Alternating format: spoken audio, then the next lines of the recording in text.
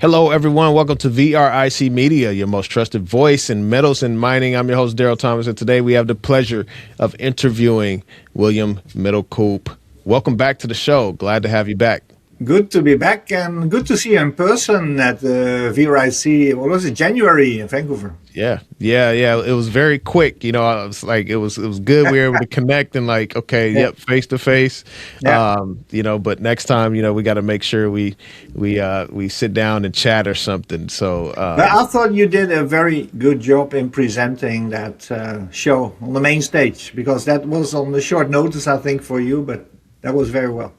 Yes, thank you. You know, that's some of my background in performing and being a hip hop artist and stuff, and so you know, I was able to kind of put some other skills to work there. So I'm glad people it really fits you, Darrell. Yeah. Thank you.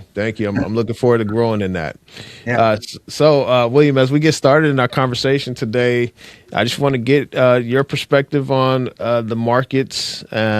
You know, markets are still hitting all-time highs. Strait of Hormuz still closed, and such. And so, how are you navigating these markets right now?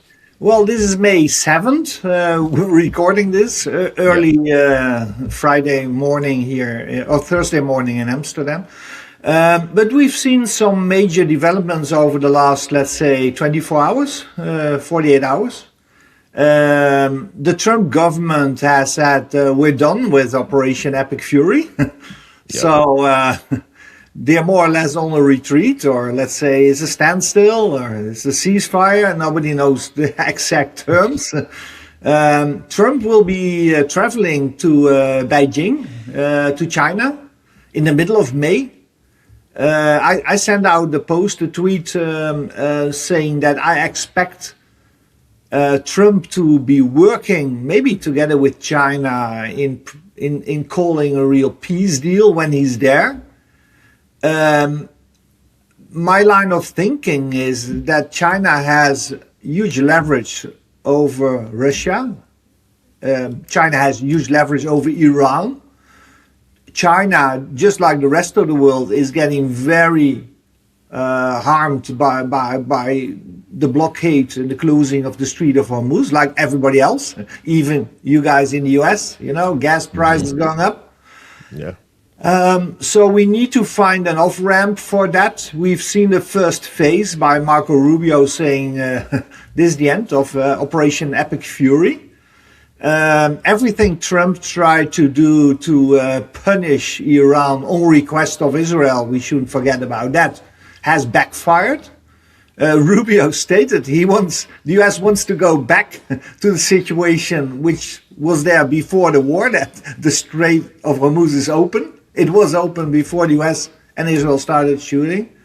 So they gambled and lost. The US and Trump, they gambled and they lost. And now they're stuck and they need to find a good way to resolve the situation. And this trip to Beijing could be a great opportunity for the US to say, well, we've had these wonderful talks with my good friend, President Xi, and we are convinced that we need to be there for humanity and we are there for world peace. So I think both China and the US really need a very strong deal.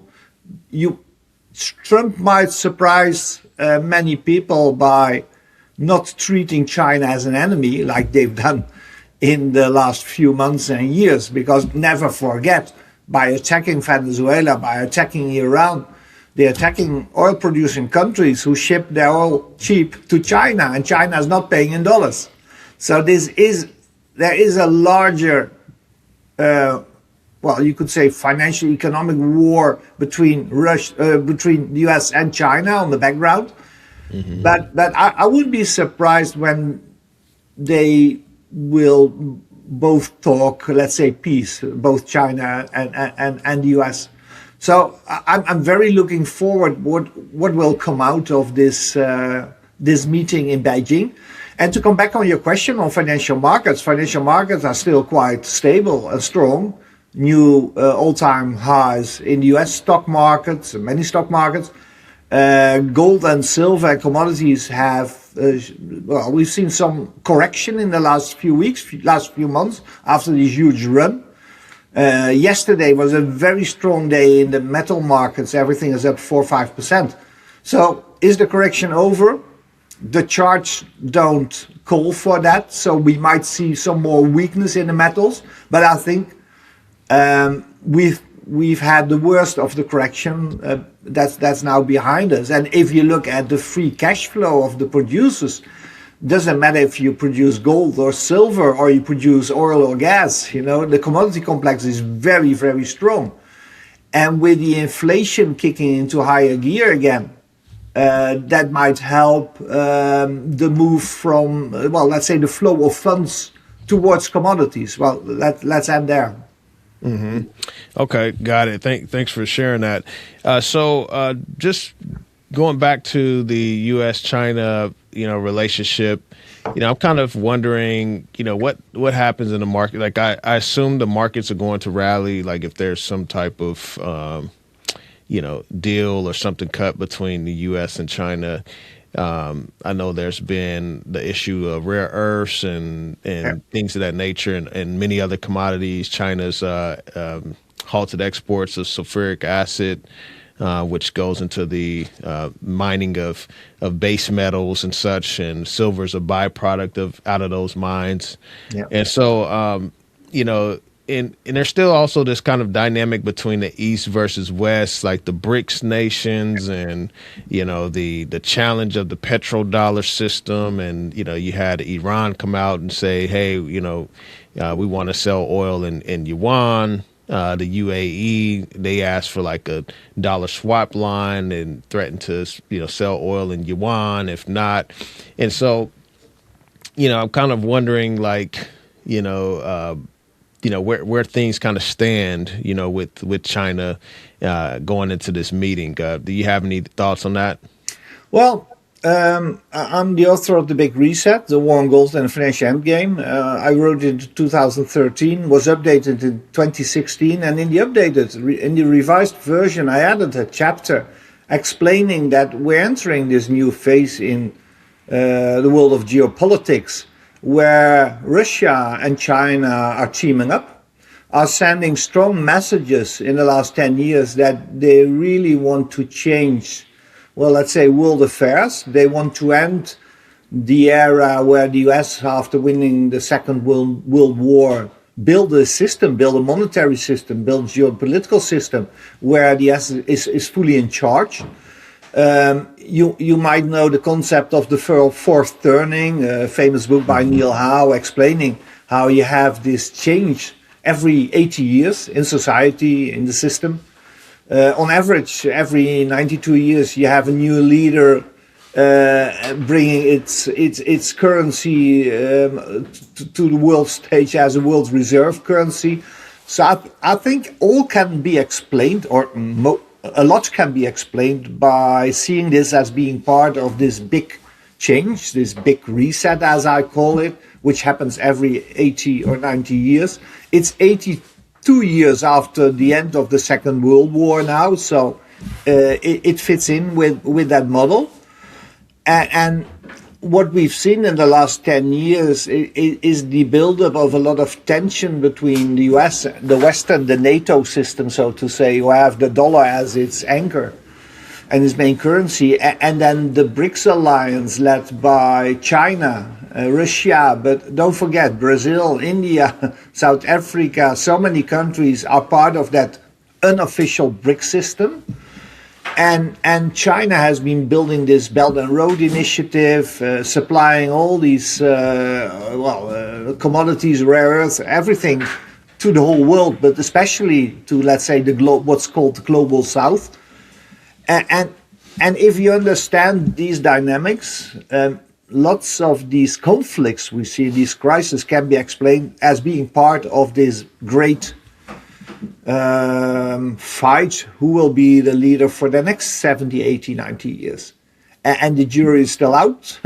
There's some voices within the US, if you listen to the military analysts, they are warning that this fight between The US and China might become kinetic one day around the South China Sea, maybe around Taiwan. I don't know. But for now, and looking forward to this meeting mid-May, I think both China and the US might need to, call for might set a more peaceful tone, because both of their economies are not doing that well. And with the upcoming midterm elections in November in the US,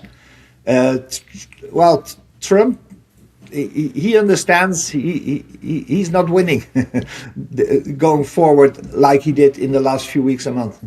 Mm-hmm. Yeah. I've been kind of just trying to process, like, some of the actions of his administration, because, he's 80 years old. He's only serving this last term, and so some theories are like, hey, he doesn't care because, like, he's not going to have to deal with the consequences of his decisions, later on down the line. Many younger Americans, would have to deal with some of those consequences or whatnot, but he may be off the earth or something by then. So yeah, that's a theory out there. Yeah, but he's also this narcissist, and he wants to have a success every day. And if you analyze his behavior, we saw that with the visit of King Charles to the White House, the state visit. He wants to be seen with the big guys, and I think in a way he's still an insecure child. And he wants to be seen with the big guys, so he looks big as well. And President Xi is a big guy for him, and he wants to look good, so he will call Xi a friend, and he will say this was very productive, and we have a great relationship. And in a way, because of this character, he needs a success every day. He wants to bring a success story every day. And with all the misery coming from the Middle East now, and in a way he lost the war, but he can't say that. So he needs another win, and that's just 10 days out. He will be standing there next to Xi, and I think he will come with something very positive. It's my guess. Yeah. He definitely seems to need a pat on the back, a lot of times. So so what in a what way, do you think? he's small child. So what do you think about markets? So obviously, if some good news comes out of this, I think the markets are going to rally. Some people are concerned that the markets are still, at all-time highs, and the economy's still hurting. The Fed seems to be adding Treasuries back to their balance sheet. They're back to kind of QE, but they're not calling it QE and such. And so I want to get your perspective on the market performance. Do you think this is a genuine kind of response and rally, because there was a lot of noise, and the signal was that, okay, well, the Strait of Hormuz is still closed and there's still some economic damage that has been done, but the markets are still rallying. It seems like there's a disconnect there. So just curious in your thoughts on that. Well, often you see a very delayed response by financial markets. I saw an interesting study of the oil crisis of the early 70s. Actually, the market started to really correct or even crash 6 months after the blockade ended. Oh, wow. And we know there are always powerful forces, let's say on Wall Street, to keep cheering until the end.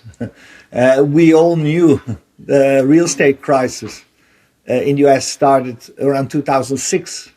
Around 2007, it was getting quite severe. It took until late 2008 before the house of cards came tumbling down. So we often have this delayed response. This might also be a story of buy the rumor, sell the fact. So let's say when positive news comes from China, or there is a peace deal with Iran, markets might be at an all-time high then, and then start to correct because all the good news is then in the market. Oil price might start coming down. We saw that yesterday as well. That could be the start of a major move down. But then we need to see a solution for what has been a blockade of the Strait of Hormuz. All of the oil and gas exports coming from there, that's 20% of world markets, was stopped for weeks or even months now. So, but if that situation could be resolved, I think there's more oil worldwide available in a few months, and prices might come down quite a bit. And that's what Trump needs to win the second term, I think. So coming back to the markets, I would be surprised to see the start of a broader correction later this year, because we shouldn't forget that the economy isn't that strong not in the US, not in Europe. China has its problems. So markets have been ignoring this. I think one of the major reasons is the flow of funds. Many institutional investors are scaling back their investments in bonds. Bonds are getting less attractive. One day we need to tackle this mountain of debt. So a debt restructuring is part of my big reset thesis. So one day down the road, people holding bonds might be losers from an investment point of view. So from the flow of funds, you see money still pouring into equities because there's so much money out there, and where can it go if you don't want to increase your position into bonds? And if we look at the commodity markets or precious metals markets, these markets are very small compared to the huge let's say bond market and general equity markets. Let's take Nvidia. Nvidia is, if you look at the market capitalizations, Nvidia, that's one company is worth more than all listed commodity companies worldwide. Wow. So the world of commodities is a very small one, and you don't need to have a huge inflow of money going towards commodities to push the whole complex up. And I think we could be in for the next leg up. So we're now in this correction phase. While oil and gas, of course, are doing very well. But if you look at the metals, we're in this correction phase after a very strong run. But I just checked a lot of charts early this morning. Uranium is on the verge of new all-time highs, the uranium complex. Copper is looking very strong. Nickel is doing very well. Nobody's talking nickel. Nickel is making new highs. Zinc is looking strong. So the base metal complex is actually looking better than the precious metals complex. But of course, the precious metals had this huge run in the last 2 years. So they need a bit of bread to build up enough energy for the next leg up. And I wouldn't be surprised that the whole commodity space will see the next leg up or new all-time highs because of this stronger inflation we will see in the markets now. And we know that commodities will do well as a hedge on inflation. We've seen that in the 1970s and in previous eras of higher inflation. We got all of the boxes ticked, and now we have one of the only shovel-ready permitted projects in the US. It'll be Wyoming's first permitted mine, is this correct? It'll be the first one in 100 years. US Gold Corp is a near-term, low-cost gold producer in Wyoming. To learn more, go to usgoldcorp.com. Curious in your thoughts on, so inflation obviously picking up. We have fertilizers, energy, all of those different things, different commodities increasing in price. And so I'm curious in your thoughts on the margins of many of these producers. There's some concern out there about, higher energy costs and it's higher inputs, and it's going to hurt the margins of the producers of some of these commodities and such. And so curious in your thoughts there. Do you think that's significant, or do you think that the prices are going to increase enough to offset that? What are your thoughts on that? Well, of course, the free cash flow of, let's focus on the precious metals producers, has been exploding in the last few years. We came from a very negative situation where there was hardly any free cash flow, let's say 10 years back. But now with the current gold and silver prices, let's look at Newmont. They published their Q1 numbers. They have a free cash flow every month of 1 billion. And of course, the high oil prices aren't part of that because it's Q1 and the crisis only started, let's say, early March. But the correction we've seen in the precious metals producers over the last few months, they came down by 30%. It's because gold started to correct, silver started to correct, the energy prices were going up. Energy is almost 1/3 of the cost of many producing mines. So the prices already, the stock market prices of these producers has already corrected, and they've taken all these, all these rising energy prices, lower gold prices. It's all been adjusted, and now I think we're in a period in Q2 and Q3 that the precious metals producers will show. Maybe the margins came down a bit, but the margins didn't came down by 30-40%. So in a way, there was an overreaction on the stock market. And if you look at the valuations, Newmont is trading at a valuation, a price-earnings ratio of 10, 11. And many of the producers show these kind of valuations. Well, look at tech. If tech companies are valued at 25, they're called cheap. So price earnings of 25 is called cheap in tech, but in commodities, and which are the safest, the producers of the precious metals, they're the safest companies out there because they're low on debt. They have all these assets in the ground and they're trading price earnings of 10. So we're buying and we're adding to our positions. And I showed a graph. I was doing a presentation yesterday for our shareholders. And I showed a graph of the free cash flow of the top 10 precious metals producers. And I compared that to the free cash flow of the Magnificent Seven in tech. Well, the free cash flow of the Magnificent Seven is going downhill fast. And the free cash flow of these 10 precious metals producers is a few $100 billion now on a yearly basis. Mm-hmm. But the Magnificent Seven has a valuation which is 40 times higher. So there's a big. It's almost like investors treat tech like it's trading on another planet, and they still treat commodities as precious metals like you should ignore them. But with the free cash flow, you can't ignore them any longer. So you can expect a very strong bull market. I think the bull market has just started. And this is a totally different market compared to 2016 or 2020 when the bull market just took a few quarters. I like to say also here within the company, this bull market won't take a few quarters. It won't take a few years. It might take a few decades because you have this perfect storm developing now. You have shortages arriving in many of the metals. Commodities are a weapon in this geopolitical divide and fight.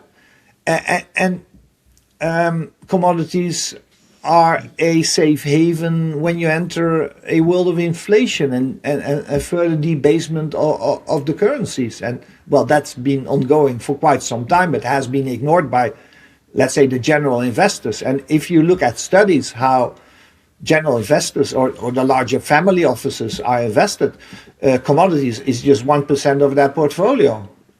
Mm-hmm. Yeah, definitely not very significant.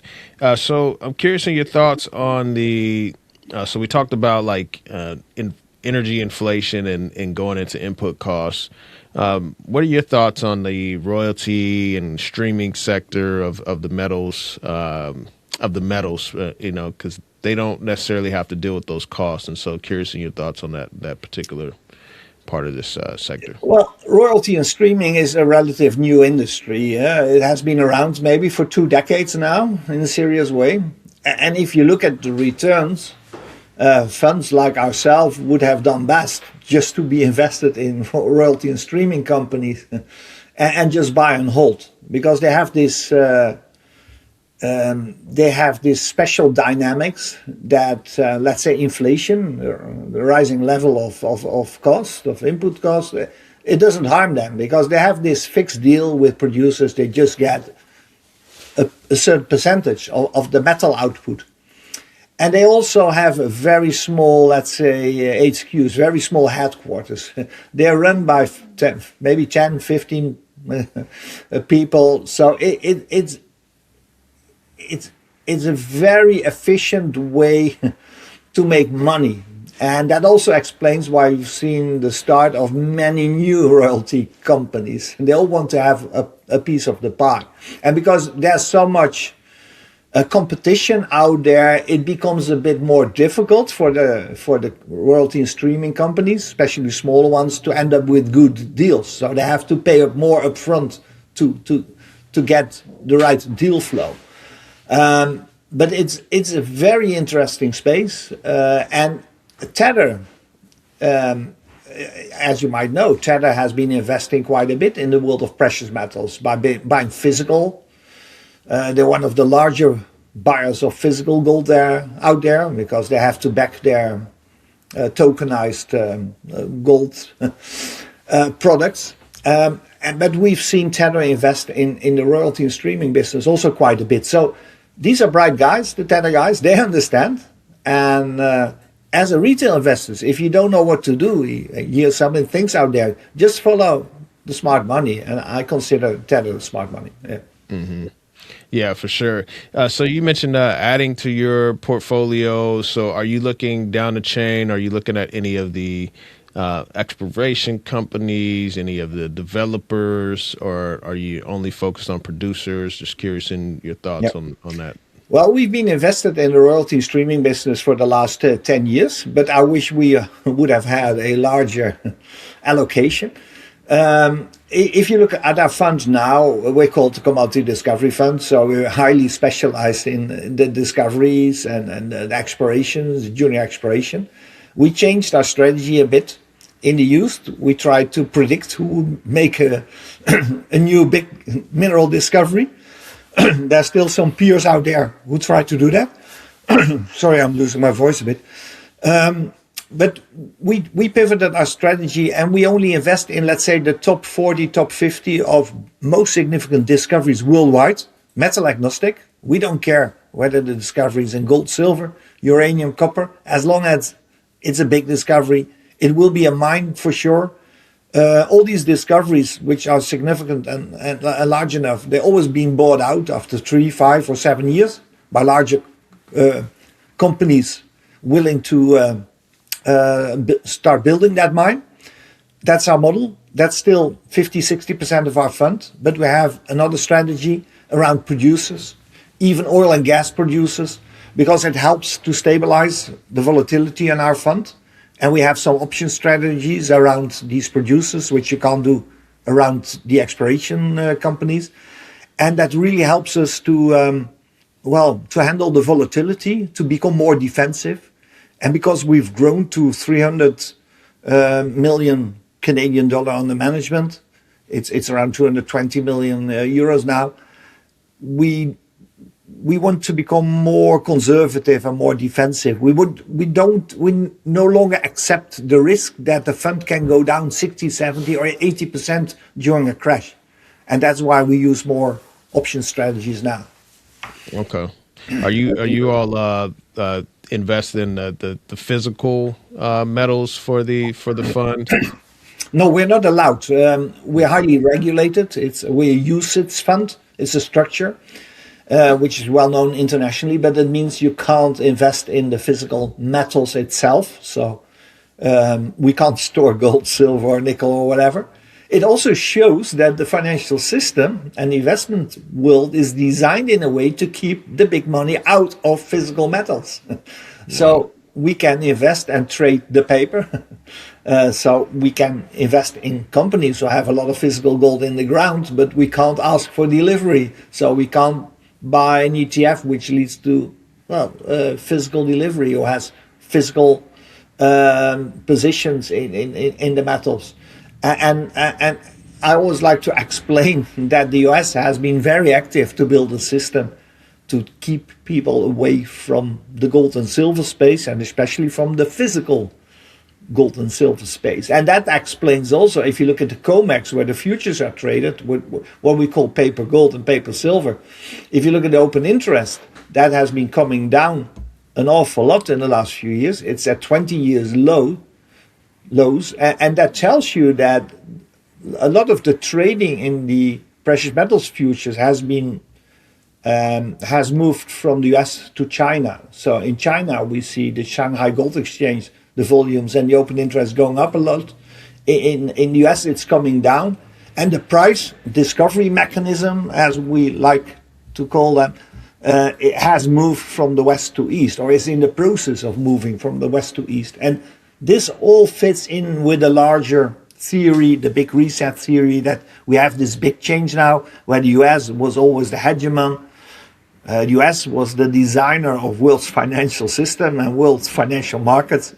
But now we have this competition coming from the East, not only in financial markets, not only from the world of geopolitics, but you see it in the world of car manufacturers as well. We in the West can't compete with China any longer. So that's why it's forbidden in the US to buy a Chinese car, to sell a Chinese car.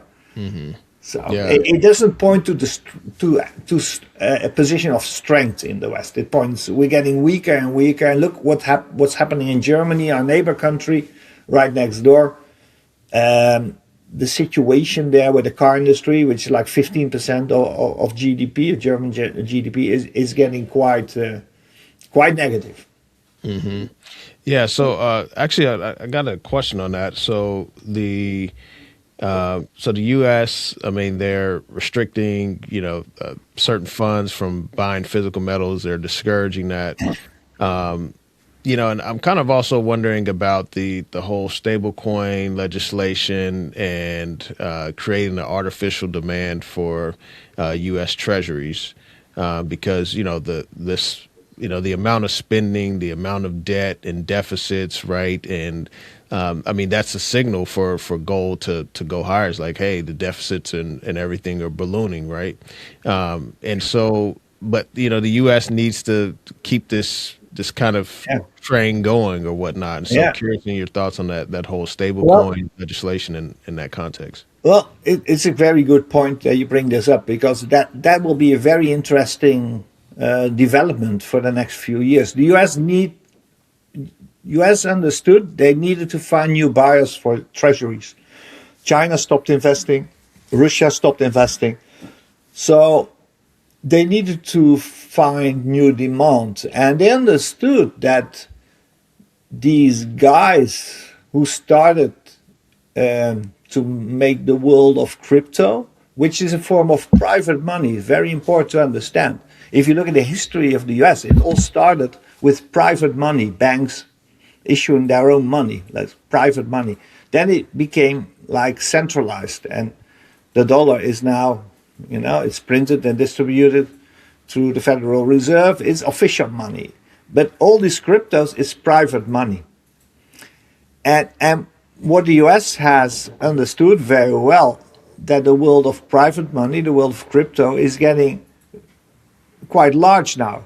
It's becoming that large that if these issuers of private money, let's say Tether, they want to back their currency with something substantial, to be able to say this is a stable coin, which is one-to-one connected to the dollar, well, then these Tether guys, they need to buy treasuries to back it up.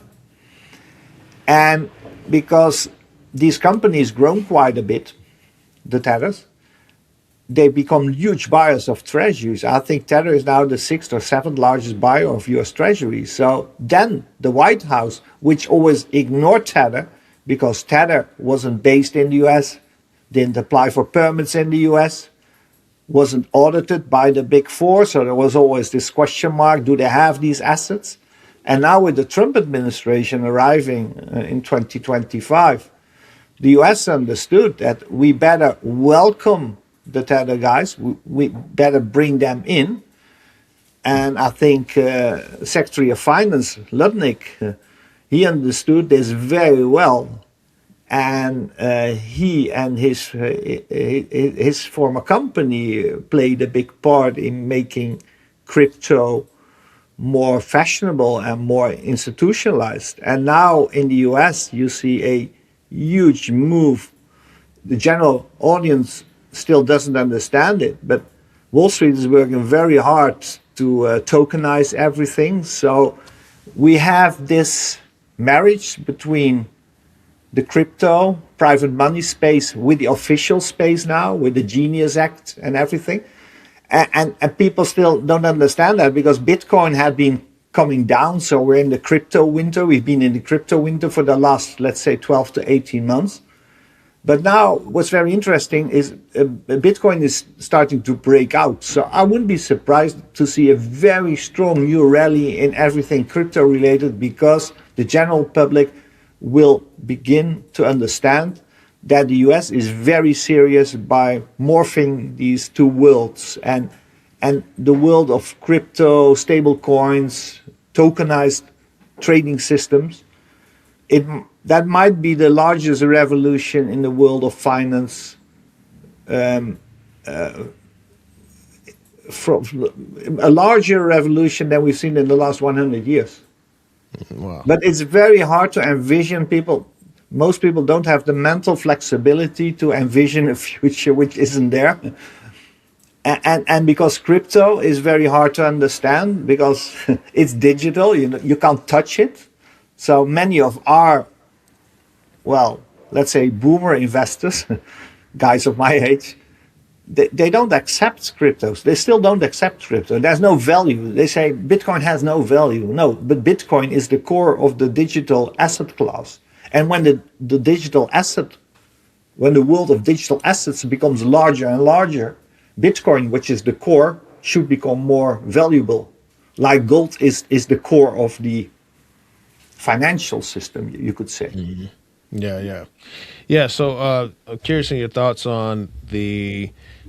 So I've been noticing some changes in terms of like now Coinbase and some of these crypto exchanges are doing stock trading on their platforms. They're also going to this. I think it's 23 hours a day.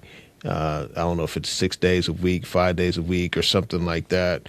And so I've been kind of noticing like this combination of the equities markets and the crypto markets kind of coming together. Any thoughts on that?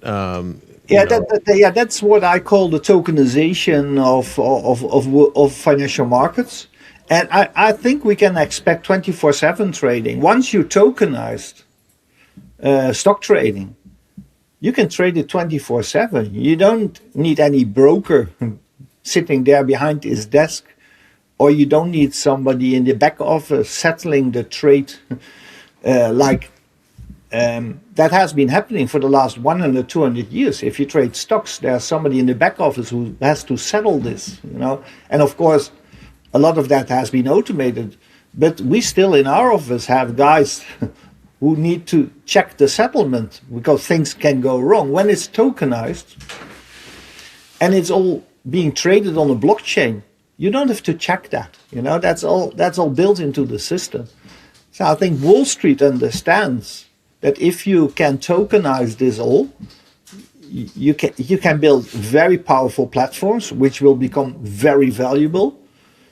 And some of the coins being needed to run the system on will become very valuable. And I think that explains part of the new rise of Bitcoin now. We're still in the very first phase of this recovery. I'm watching a few of the altcoins, which I normally try to ignore, but I think a few of the altcoins could do very well because they will be needed for these kind of systems. And I'll ask you about them off camera. Okay. Yeah. Tokenized gold. One thing I noticed was after the Iran war started, people were going to Tether to look at the price of the tokenized gold over the weekend when the commodities exchange was closed. And so, I think that this transformative for the, for the precious metals as well, if they're able to, if people are able to, see these markets 24/7, so just curious in your thoughts on that. Well, in a way, you can compare it with normal markets. Let's say 30 years ago, here in the Netherlands, shops were closed the whole Sunday. Shops would close 5, 6 p.m. It wouldn't be possible to buy anything in the evening. And now it became quite normal in larger cities that shops are open 24/7. Petrol stations are open 24/7. I think we're in for a disruption in financial markets that you could be trading 24/7. In crypto, it's normal to be able to trade 24/7. But in the old world of Wall Street, we need to wait for the opening bell, and then there's trading for 7 hours, 7.5 hours, and then we have the closing bell. And I think that we will laugh about that in 10 to 20 years. So remember the time when we had the opening bell? No, markets are always open. And I think that's why the crypto revolution, which was built around this private form of money, and of course it was a wild west market for years and years with lots of crooks and criminals. But the technical invention of this new digital form of money has been so successful, especially if you look at Bitcoin, that the larger banks on Wall Street understand now we need to follow that system.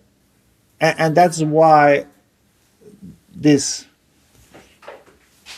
morphing of the old and the new systems is so interesting. And the fact that the US, the Trump administration, has embraced it, while the Biden administration, they fought it. Yeah. Remember, it's only a few years back that you were debanked when you were holding crypto or trading crypto. I know of friends who have companies, when they were investing in Bitcoin with their company accounts, only a few years back, the bank accounts would be closed. And now, even here in Europe, the large banks are starting to embrace crypto, although it's a threat to them. Because the newer system of trading might also mean that they will lose their, old business models. Yeah. Yeah, I imagine it'll put a lot of people out of jobs or something. And you can't stop. The future. It's like remember when the first trains arrived, and everybody was complaining that the cows weren't used to the trains and were scared when the train would drive next to them. You can't stop that. You can't stop the future. So we need to accept innovation and the world of finance and financial markets. We haven't seen a lot of innovation over the last 100 or 150 years. Yeah, definitely fascinating. So curious in your thoughts on, commodities as a whole. So obviously, these commodities are needed to power a lot of these new innovations with data centers and many other, developments, upgrading, power grids, all of that. All this stuff these commodities are needed. And so just curious if you have any thoughts on which commodities are you looking at the most? I mean, you mentioned earlier that you all, are kind of, investing in all of them. Yeah. Right. But are there any ones that stick out to you most at this moment where you're like, okay, this is where we're really focused? Well, at the VRIC, I gave a presentation on silver, on the silver short squeeze. And silver has a special, special love here into our portfolio, because silver has these special dynamics. It's a very small market. Actually, the whole physical yearly silver market, it's around 50 billion a year. So a very small market. Silver is the best conductor. Well, you were talking about these all these innovations, all these data centers. What do they need? They need copper or silver. Silver is an even better conductor than copper. What's the best conductor? Gold, silver, copper. Then you get aluminium. So silver has been trading. The gold-silver ratio has been on average in the last 200 years, let's say 1 to 10, 115. When gold is trading 5,000, silver could well be trading $500 on a 1 to 10 ratio. And don't forget, that was the historical ratio, let's say 100, 200 years ago. But around that time, we didn't have any electricity, let's say 200 years ago. So the fact that silver is the best conductor, that wasn't the reason it was trading so well 200 years ago. It was priced at that 1 to 10 ratio. Now silver being the best conductor, it's so important for the industry. It's getting so scarce. I wouldn't be surprised to see physical shortage of silver one day. So there are even analysts out there who say silver could have a 1:1 ratio with gold. So it means that silver has so much upside. And of course, there might be substitution. Of course, you need many companies use copper in the industry because silver is it's priced too high. Sometimes it's possible to move to aluminium, but with all the demand out there, I think copper will do very well, silver will do very well, and don't forget, silver and gold are the only metals who have this monetary aspect, so they also store of value. You could even say that maybe China is hoarding copper because they need it for the industry, but they also understand it's a very strong hard asset. It's almost a monetary asset for them. Mm-hmm. But silver is so special, very small market. You have the monetary aspect and you have the huge demand from the industry. So I'm most bullish on silver, actually. Yeah. I saw that China's importing, they've imported more silver than they have in the last 8 years. In the past, I think it was, I forgot how many months, but they're doing record numbers of importing of silver. And then they're also restricting, silver exports. And so that's pretty fascinating. But Darrell, what's more important? US is exporting a lot of gold and silver. London is exporting a lot of gold and silver. So that shows you it's moving from west to east. We haven't seen an full audit of Fort Knox since 1950s. US says it has over 8,000 tons of gold stored. I've just been doing some research in recent weeks because I'll do a presentation next week on this topic. And I've been trying to find all images available from the inside of Fort Knox. You will be shocked how few images are available. There was they opened the vaults of Fort Knox in '74 for a congressional delegation and some journalists. They opened one door. You see one room filled with gold from bottom to floor. There's no country in the world who stores their physical gold holdings that way. It looked like a facade. Elon Musk has been calling for an inspection of Fort Knox soon after Trump entered the White House in January 25. That story died down. Nobody dares to discuss that anymore. So there are not many investors worldwide or central banks who really believe the US has 8,000 tons gold stored in Fort Knox. Yeah.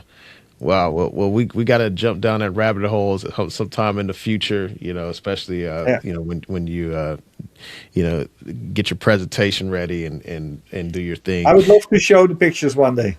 Yes. Well, William, appreciate you for coming on the show. Where can people connect with you? Shoot you any questions, follow you, all of that. Yeah. Very active on X. Started the Substack as well. Just look for my name. And our fund, Commodity Discovery Fund, cdfund.com. Can find a lot of information online. There's a free download still available there for the big reset. the book I wrote in 2013. So that's about it. I will send you some links for the show notes.